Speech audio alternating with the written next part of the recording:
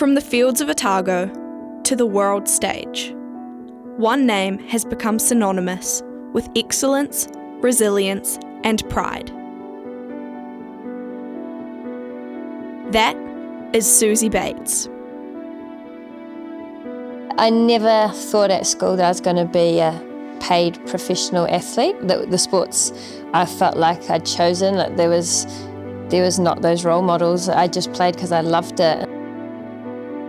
Once walking the same halls as we do, she's gone on to represent New Zealand at the highest level, in both cricket and basketball, while also breaking records, leading from the front, and inspiring a generation along the way. Sarah Ulmer, who was an Olympic cyclist, came to the school when I was in Year 9, and she asked us to set some goals, and I wrote down that I wanted to play basketball and cricket for New Zealand, but in my head it was just because she had asked me to write a goal, and so I was like, oh, what would be like the biggest goal I could think of? An athlete, a leader, a role model. Her journey proves that greatness doesn't have to come from somewhere far away. Sometimes it starts right here. And I loved going to tournaments with my friends and trying to be as good as I could be. Now, as she approaches her final World Cup, she returns for an interview, not just as a former student, but as a legend of the game, and living proof of what's possible when you have a dream and are willing to put in the mahi.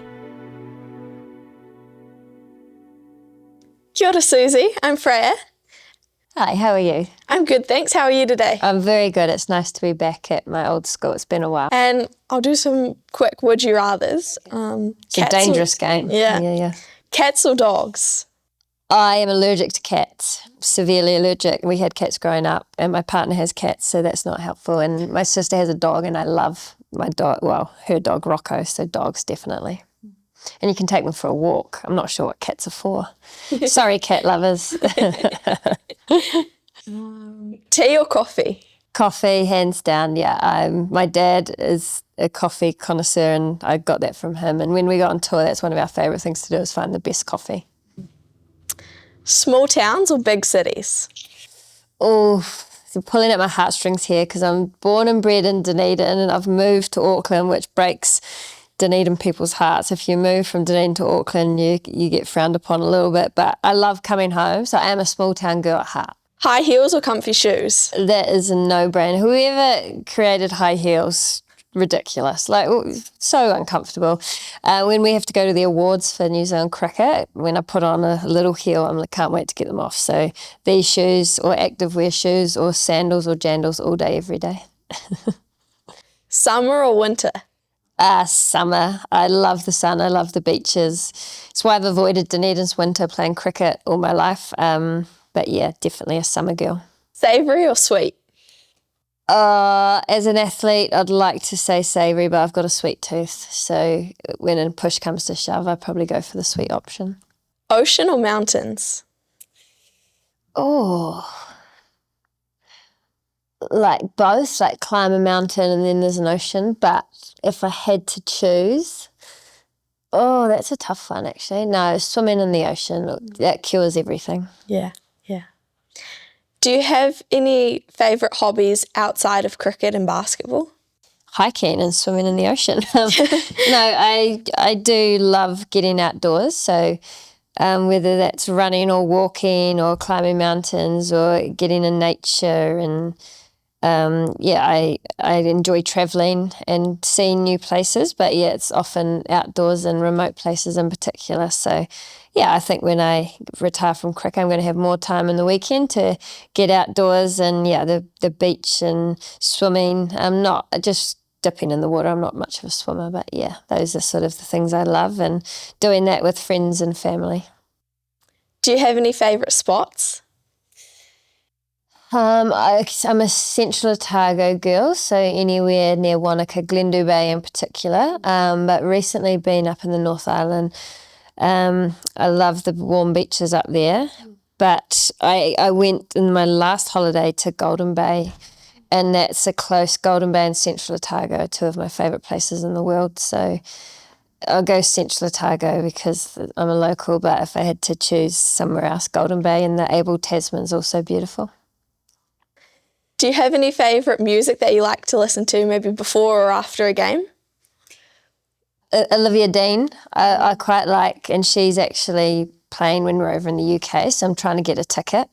But yeah, I like anything you can sing and dance to, really. So yes, older music, but sometimes when the young girls play the music, I'm like, oh, what's this? And yeah, so I've got a bit of an eclectic taste, but nothing heavy metal or punk or anything too hardcore. Yeah. Do you have any pre-game rituals or like things you like to do every time? Yeah, I'm a bit of a weirdo when it comes to that. Like, I've got to sleep. So, like, I really make sure I get my 8 hours, which you can't always control, but I do my best.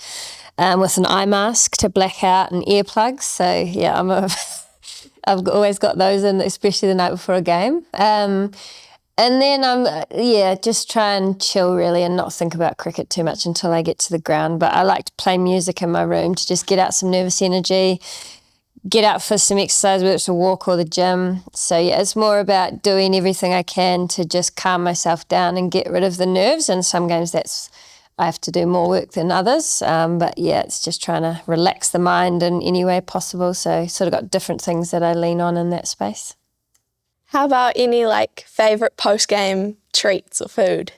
I love a bag of salt and vinegar chips and a Coke Zero. So snacker changies, sometimes I'll take a bag in my kit, especially if we're going to a place like India. And if I've had a good game, a Coke Zero and some salt and vinegar chips are a real go-to. Yum. Yeah. Kiwi classic. Yeah. Salt and vinegar. Onion dip would be perfect as well. But yeah. Do you have any childhood memories that still make you smile today? Playing in the backyard with my oldest brother Tom and him not letting me bat, so I had to bowl until I'd finally get a bat, and then it would be dinner time. Yeah. So being back at your old high school, do you have any key memories that really stick out to you from your time here? Just walking back in the gates. I spent a lot of time at the gym, obviously playing a bit of basketball and volleyball. So very fond memories of just training in the gym and coming up here later on in my school years when I realised fitness was important. So yeah, I do have a lot of sporting memories at Otago Girls High School. That was what I loved about my time here, is going around tournaments with the team. But also, yeah, I haven't been to the main part of the school. That may give me a bit of PTSD from exams and some of the subjects I didn't enjoy as much. But yeah, it's just really lovely to see a few familiar faces that were here when I was here. Yeah, lovely. So how did sport shape you growing up? Yeah, it's hard to put a measure on it. I think when I came to Otago Girls, I was already involved in sport. I had two older brothers that got me into sport, and my mum and dad obviously were keen sports people, and my younger sister who attended Otago Girls. But for me, it actually, in my teenage years, gave me a lot of confidence and self-esteem when I got into sport, and then being active and I guess getting the endorphins from exercise, but also challenging myself to be good at something, I think really helped with my confidence as a shy teenage girl. People won't believe that now, but I was a very shy teenager, and being involved in sport and making friends and having success through that really shaped me as, yeah, I guess where I am now, and striving to do some pretty cool things. And yeah, I was really inspired at Otago Girls High School. I had someone like Sarah Ulmer come in and talk to us about setting goals and dreaming big. And so that's where my journey sort of started. So yeah, sort of to pinch myself to be back here 21 years later, and attending my 15th World Cup is really cool, because Otago Girls were a huge part of that story. Amazing, yeah. So you mentioned you sort of had some role models when you were here, and now being a role model for so many, like, how do you sort of like feel that journey, like that tour kind of to attain a relationship has shifted over your time as in international cricket?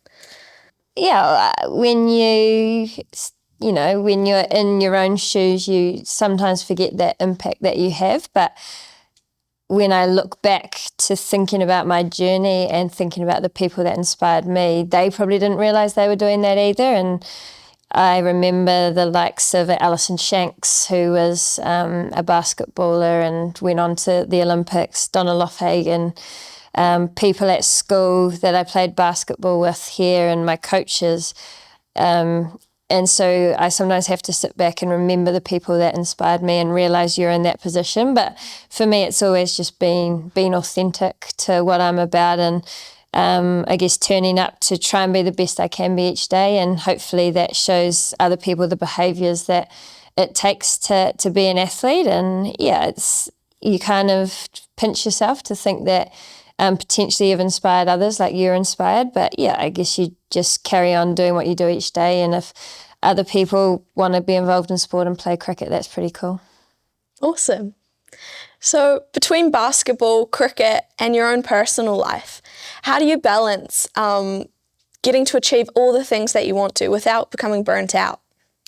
Yeah, I didn't get it right early on. I'm sure some of the teachers here will remember when I got to year 11, I was playing touch, basketball, volleyball, cricket, doing NCAA exams, and then you've got your family and friends as well. And I got to year 11 and had a bit of a serious chat with some of the phys ed staff about prioritising different things and making sure my schoolwork was still a priority, because back then there wasn't a profession for women in cricket or in basketball unless you left the country. So they pushed me to still make sure I pursued my academic goals. And yeah, I had to make some decisions, and probably about year 11 was when I sort of decided cricket in the summer and basketball in the winter were going to be my priorities. It didn't mean I didn't play other things, but that was when push came to shove what I had to prioritise. And then I learnt really hard, like probably the hard way, about time management and making sure that you scheduled time for your schoolwork, your trainings, your friends. And if I went off that schedule, it sort of got out of hand and I did get a bit burnt out. And yeah, mum and dad were the ones that had to pick up the pieces when I got it wrong. So I learnt that in my teenage years, and once I got a bit older, it was all a bit more natural. I see, yeah. Even I was speaking to one of the teachers here, and he says he remembers teaching you in year 13 biology. Oh, wow. And he said even if there was like 2 minutes at the end of class when people were packing up, you'd still be there like doing your homework, making the most of every minute. So it's clear that you're very driven and manage your time well. Yeah, probably to the extreme sometimes. I run about 3 diaries and different calendars, knowing what I've got in each day. And still today, the night before, I have a plan for the next day of making sure I have a schedule to make sure I can fit those things in. But I don't remember being that studious, so I'm glad that I gave that impression that I was keen to make sure I got all my biology done. So when you were in high school, did you ever think you'd achieve this level of success? I mean, you'd said how there wasn't really a pathway, but did you see that sport was something you wanted to be doing as you got older? Yeah, I never thought at school that I was going to be a paid professional athlete. The sports I felt like I'd chosen, like there was not those role models. I just played because I loved it, and I loved going to tournaments with my friends and trying to be as good as I could be. And yeah, I do though remember, you guys will all be too young, but Sarah Ulmer, who was an Olympic cyclist, came to the school when I was in year 9, and she asked us to set some goals. And I wrote down that I wanted to play basketball and cricket for New Zealand, but in my head it was just because she had asked me to write a goal. And so I was like, oh, what would be like the biggest goal I could think of, because she encouraged us to dream big. So I wrote down that I wanted to play basketball and cricket for New Zealand, and I guess that's where that dream started. And if you don't have those goals in the first place, then you don't have that direction. So yeah, to be sitting here now at 38, I know it's old, and to have played professional cricket for as long as I have, it hasn't always been professional, but to get sort of 10 years of being a professional athlete, yeah, I couldn't have dreamed of this. And the exciting thing for me is there's so many other sports in New Zealand now that young females in particular can aspire to have a career in. And yeah, I'd still encourage everyone to work hard at school, because once you finish, there's a lot of years still left to be working in another job. So yeah, it's important to have that balance, but I just feel so, yeah, I guess grateful that I got that opportunity. And many people of my generation didn't get to be professional athletes because of just the nature of where sport was. Yeah. If you weren't a professional athlete, where do you think you'd be? Well, I went to phys ed school and my plan was to study teaching. I think Otago Girls thought I was going to come back here, but I had planned to do teaching, but I got picked for the basketball and cricket team, and that kind of got in the way of doing a year's study of teaching. So I could have never left here. But I'm back anyway, so yeah, it's I think I would have ended up doing PE teaching because those were my role models when I was growing up at school, and I felt like I wanted to make a difference to young people, but I did it in another way. Yeah, definitely. Well, it's great to have you back now. So you've been a part of the New Zealand cricket team through many different eras. How do you think the women's game has changed over this time? Yeah, it's huge. When I started, I've said this a lot of times, but we had 2 tours a year and you got paid $30 a day for meal allowance. So I went to Subway and saved 20. I guess throughout that time, there was a little bit more resource thrown into the game. There was always World Cups, which was always exciting, but where it is now is, unbelievable in terms of the number of females globally that are professional cricketers. There's probably 8 to 10 countries that have full-time contracts for their players. The franchise tournaments in India, England, Australia, where players go and get paid really good money to play in franchise leagues. Just the amount the girls are training and their fitness, strength, all those things that, makes better athletes because of the volume of work they're doing in the training, just makes for a better game, and the girls are hitting the ball further, bowling faster, and it's been hard to try and keep up with that, the way the game's evolved, but it's super exciting to see where it can go now that there's resource into the game. Winning the World Cup in 2024 in Dubai, it was such a monumental achievement, and you would have been stoked. But what emotions were going through your head when you realised you'd finally done it? Relief that we'd got across the line. I think I'd played in a few finals before that and we finished second, and actually when I was at Otago Girls, we finished second in the basketball nationals and second in cricket nationals, and I never quite had gotten over that. I felt like second was worse than 4th or 5th, but to finally get a gold medal at a World Cup meant everything to me, and it's the biggest highlight of my career. And that game, when we had that last over and my young little teammate Eden Carson, who I'd coached under 15s, was bowling the last over, and Sophie, who I'd been there for so many games, to have that final ball bowled and to get that moment was, second to none, and it makes all the hard work and the tough times worth it. And then the best part was the night after. I like to sing and dance. I did at school and still do. So to be able to celebrate with a group of your mates, there's nothing better than that in sport. So you're set to retire at the end of this World Cup campaign, and I'm sure this isn't the last we'll be seeing of you within the space. Well, I'd hope so. Do you have any idea of where you want to be in the next 5 years' time?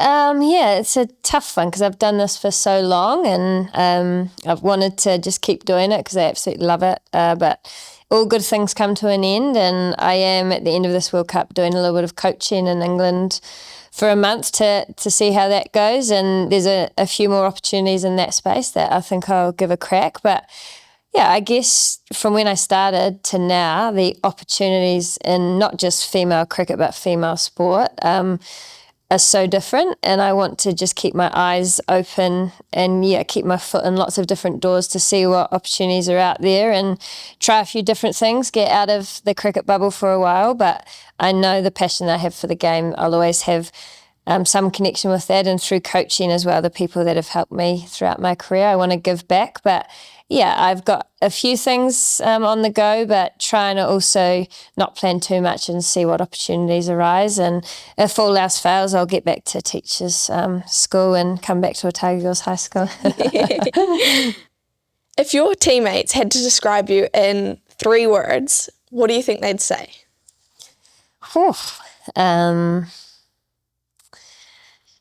What would they say? They'd say competitive. I'd hope they'd say fun. And I think they'd say kind. So competitive, fun and kind are kind of the ways I try to play my cricket. So that's probably what I hope they say. They probably say something else like annoying, silly, but those are the three things that, I've tried to bring to the White Ferns for as long as I can. Yeah.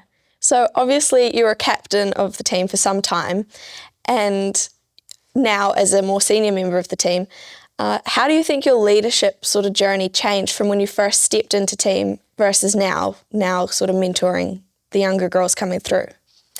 Yeah, it was hard when I first started because I hadn't captained a lot and I was a bit nervous and underprepared, but I really grew into the role. And I think the one thing I remember is I thought initially that I had to change once I became captain, that I had to do all these things a different way, and a coach at the time said the reason you were chosen to be captain was because of the way you were before you had the captaincy. So just keep doing what you've done and be authentic and lead by example. So I learnt that early on, and then I guess stepping away from the captaincy, I thought about the players that were most helpful to me when I was captain and what their behaviours were, and I've tried to be that support person without, I guess, overstepping as well, because when you are captain, you sort of want to do it your way, but know that you've got people supporting you. So yeah, it's taught me a lot being in those different roles, and I'm trying to be a leader, whether or not I'm captain or just a player. I think that's really important. Everyone's a leader when you're in a team like that, and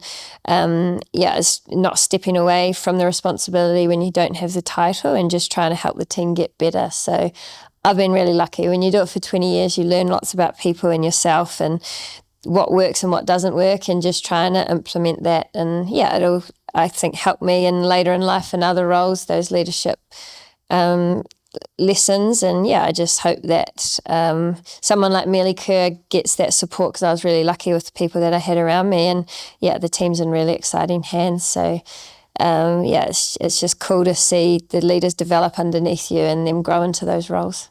Everybody makes mistakes, especially in a game like cricket. Is there any failures or setbacks that actually ended up shaping you more than or just as much as your successes? Yeah, I feel like every day at cricket is a lesson.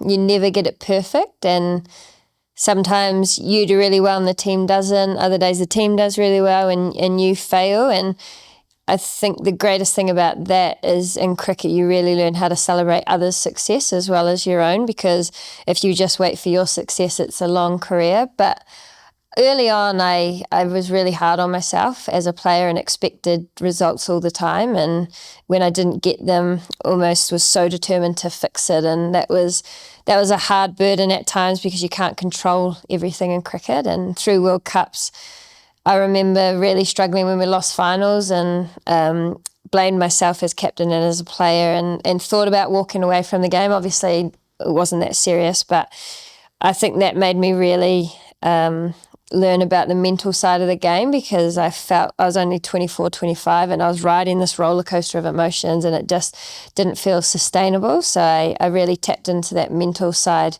of the game and being able to deal with those failures as well as the successes, not getting too high and too low. So yeah, I think those early years really shaped me in terms of the mental side, because it's a tough game, cricket, especially opening the batting. And yeah, I've had a lot of good people in that mental skill space that, yeah, it was probably, now I really encourage players at a young age to tap into that side of the game. Definitely. And do you think that sort of like forming bonds with your teammates has helped that? And how do you ensure that you like foster those to thrive and really sort of have the team as a whānau? It gets difficult when you get into your 30s, because then everyone coming in is like 18, 19, and I can't keep up with the lingo. I don't understand what they're talking about, or they got TikTok and I haven't quite caught on with that. But yeah, I guess I've prided myself on always being someone that is willing to have fun no matter what I guess level of cricket you're playing at, and turning up with a smile on my face and being approachable to younger players or older players. So I do think if I, turn turn up the best version of myself, then people aren't afraid to come up to you and have conversations. And yeah, you build those relationships when you go on tour. We're going away for 2 months. There's plenty of time to get to know people off the field. And yeah, I think when you're away that long, you want the team to be your family because you're a long time away from home, and being able to build those relationships is really important. And yeah, I'm lucky as an older player. I get on with a few of the younger players and have some really special friendships that I'm going to miss when I stop playing. But yeah, I've been able to, keep those relationships for a long time, and yeah, it's going to be hard to walk away from it. So hopefully they'll still want to talk to me when I finish. And yeah, it's an important part is having those relationships because it's no fun on your own. You got to travel all over the world with your sports. Do you have a favourite place you've been to? I do, and it's the Caribbean. So we play the West Indies, and because I love the beach, when you play the West Indies, you stay in these resorts and they're on the beach, and in between cricket, you're just swimming in the beach or in the pool. So Barbados in particular is one of my favourite spots, yeah. But it's hard because I'm like out in the sun and I should really be in my hotel room, but it's hard when the beach is right there. Yeah. And swimming with turtles and things like that. So yeah, it's beautiful. On behalf of Otago Girls, I'd just like to say a huge thank you for coming in today. You're such an inspiration to so many people here and all over the country, and it was really cool to hear your thoughts and your experiences and what you're going to be up to moving forward. So yeah, thank you so much. No worries, thank you.